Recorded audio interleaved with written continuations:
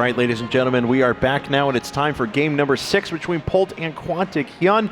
HyuN is on a little bit of a streak here. He's won 3 games in a row. He's playing very well, and I don't know what Polt's going to do to try and turn this around. I've got to expect some sort of aggression, but I'm not sure.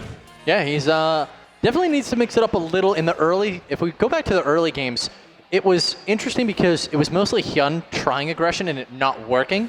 And I mean, Polt just held it all and won. We'll have to see, if HyuN doesn't seem to be relying on that aggressive strategy as much. All right, guys. Well, we're going to jump into game number 6. The map is going to be GSL Agalon Flats, so let's do it. We'll see if Polt can tie it up or if HyuN is going to go out to a 4-2 advantage.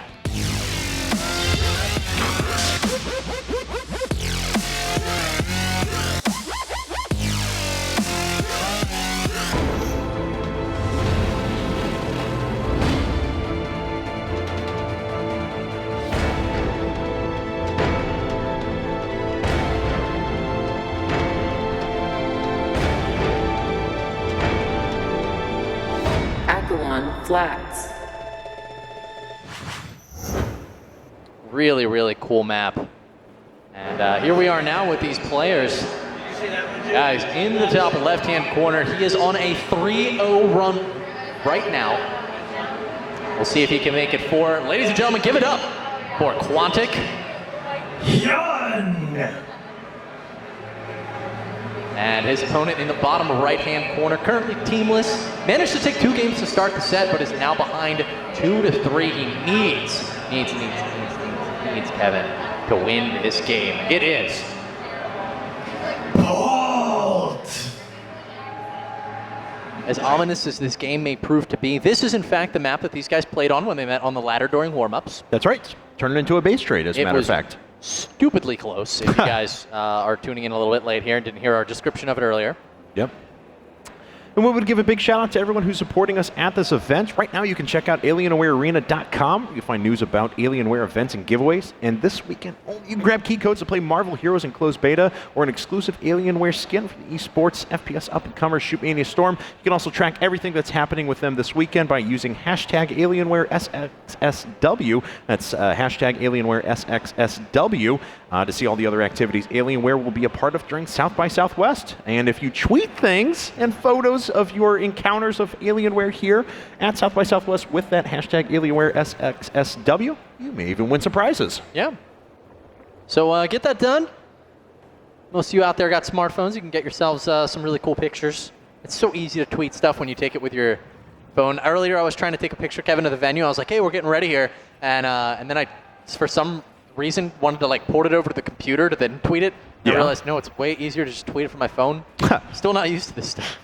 Yes, newfangled tech. The tweeters. I have no idea why I tried to do that, but I did. What are tweeters? All right, so Command Center first for Polt, switching up. He actually did that in game number 1. Ended up going into a barracks first Command Center opening right afterwards, or a gasless fast expand is words I was looking for in English to help for an effective descriptor there. Over the next 5 games, or 4 games actually in a row. So returning back to his roots here a little bit when he did actually take that first game. HyuN, on the other hand, is once again going for pretty early gas. This is the same time of gas that he's gotten for the past couple games. And this is the same build as we saw before from Polt on Agalon Flats. He shouldn't take any gases and should go for a quick third here, assuming everything is identical. But HyuN will have to keep an eye on him to see what he decides to do with this. When we saw this build out of Polt, it was... He basically went Marine Marauder Medevac, didn't make any tanks, and focused on mobility. Really, really strong on a map like Agalon Flats. The expansions after your first 3 are fairly spread out. Yeah. The 4th, I guess, is reasonably easy to take, but it's really far away from the 3rd. And that's the thing, your 4th and your 3rd, they're both vulnerable bases. They're always considered, maybe if your 3rd and 4th were close and your natural's far, then that would not be as big of a deal. But with your 3rd and 4th so far, it's a lot more important and more difficult to hold. And you always want to be able to I see what you're getting at too. You always want to kind of hop from base to base to base and keep going in a natural progression of line and keep moving your defenses along and just always be prepared to hold that position. But not here. Once you take your 3rd, or more likely your 3rd, then your 4th is going to be very far away and you have to make a concerted effort to get down there, break down destructible rocks, things like that to get in position. We'll have to see if HyuN opts to take a pretty quick 3rd here. Polt notably going for a different build than we saw before on Agalon. He has opted for 2 gases. Yes. So we'll likely be moving into a factory here after he was I mean, he went for the double barracks here. Did HyuN actually see this? I believe he saw this with his, yeah, he got up there. Oh, this is so cool because HyuN could easily think this is the same build as he saw earlier when he faced off against Polt. And now he's in a position where, he may be completely misled. And we can see actually from HyuN, he did this build a little while ago. This was actually on Cloud Kingdom, which was the first game that he had taken back in the set after going down 0-2. Ended up being a fairly long game there, and when he was there, he opened with the Roach Warren, then it was a single Evolution Chamber, then it was a strong Roach contingent, and a quick move up into Infestors afterwards. A little bit different than what we saw from that normal HyuN build from his time in Fight Club, but certainly proved to be very effective in the late game. Yeah, I mean, HyuN is like Symbol. He's a player who has a whole variety of Roach builds and can use Roaches way more effectively than the majority of Zerg players. So, I like his opening here. All right, well, Polt going for Stim at the moment and opening towards really, really quick bio play. We'll probably see a couple, there it is. There's a third base and probably double engineering base right afterwards. But looking back on HyuN's side of things, 7 Roaches, now 8 Roaches coming out. That's the same amount we saw before. There's Layer Tech, and then he followed up into that single Evolution Chamber right afterwards. Here's something that's pretty funny out of HyuN. If you actually take a look at his vision at the 2 barracks that were at the top of the ramp, it actually looks like a barracks with a reactor and a barracks with a tech lab. But if you remove the vision, it's actually a factory. And could be a little bit of misleading going on by HyuN at the moment. Oh, definitely. And HyuN is actually moving back into what I was talking about before. Single Evolution Chamber. There's the Baneling Nest coming up. And Polt is going for that double engineering base. So things are going to stabilize for a little bit. We'll have a little bit of harassment. Polt's going to try and get out there with some Hellions and just poke around.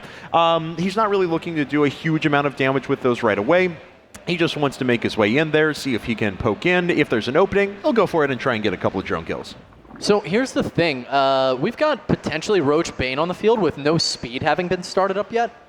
HyuN, let me make sure I'm actually right about this. No, speed is complete. Zergling speed you were talking about. Yeah. I was about to say he just finished layers, so we can start to see the other speeds. And there is Glue Reconstitution and Centrifugal Hooks. Yep.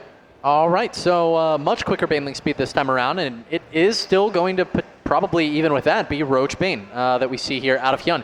And Roach Bane is so good versus a Terran who doesn't have siege tanks. It's absolutely ridiculous. So Polt needs to make his way to siege tanks or start working out a lot of Marauders, but honestly, you really want siege tanks versus this. Dual-pronged attack coming out from Polt as he takes control of the left-hand side of the map with a few Hellions while simultaneously dropping into the main. Could grab himself a couple of Overlords here. Yeah. Very good. Picks off one.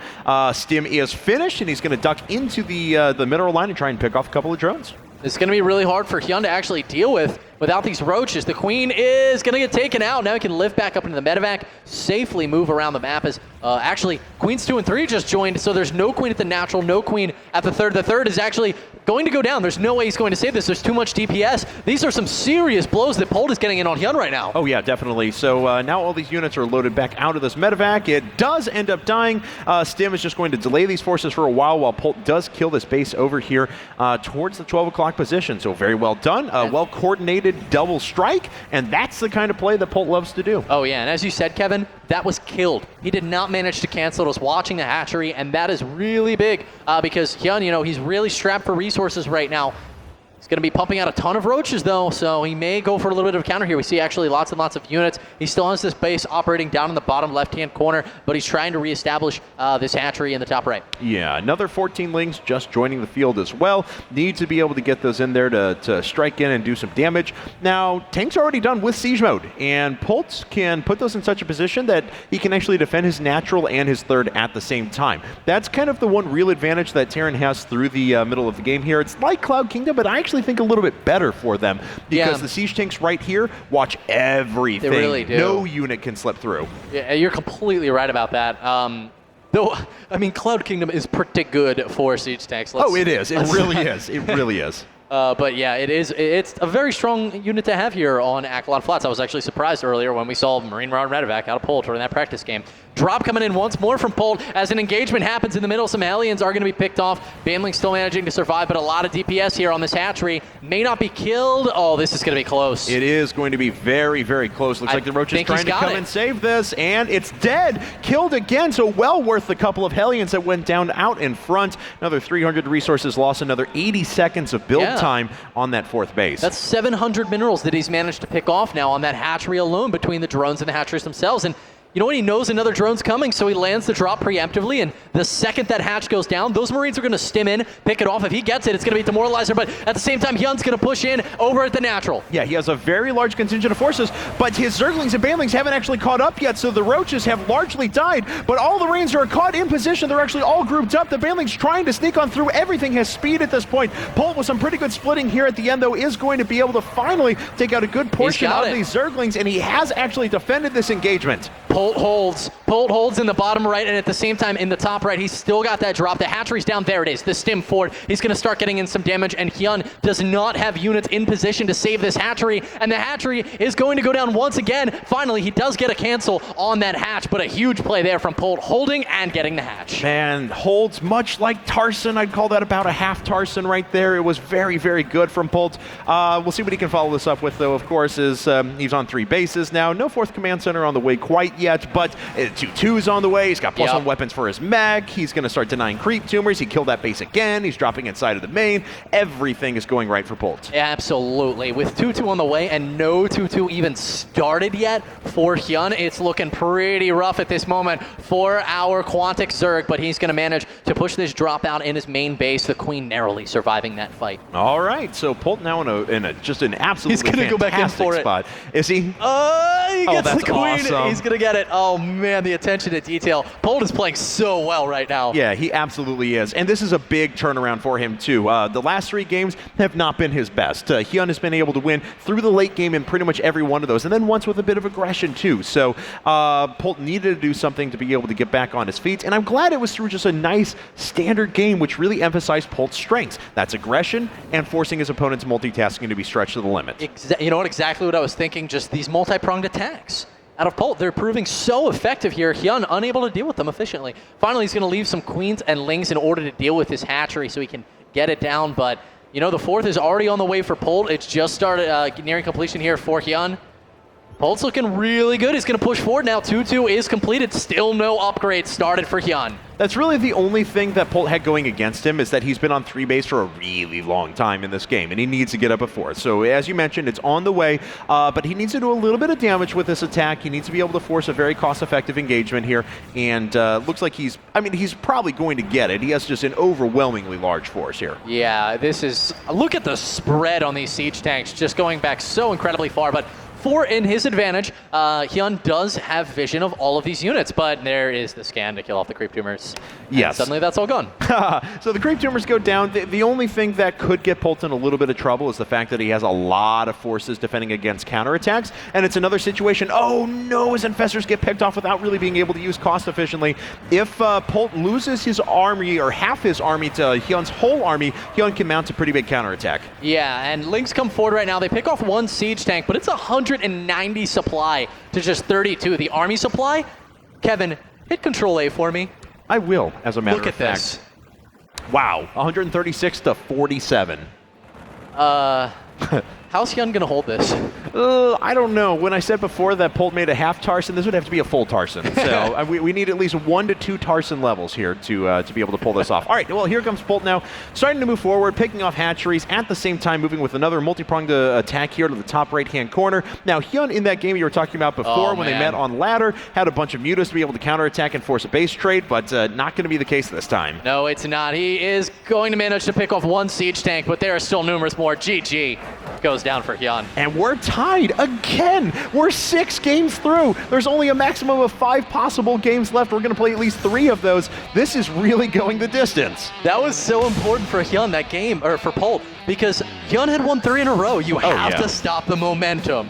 And he did. Polt stopped it. Polt now has tied up the series, guys, and he's slowed this set down. So we're 6 games through. It's time to reset the map pool. We actually start from square one again, loser picks format, so it is going to be HyuN's choice. We're going to run to a commercial break, but when we get back, we'll see who breaks this tie between Polt and HyuN here at the IPL Fight Club Heavyweight Championship of the World.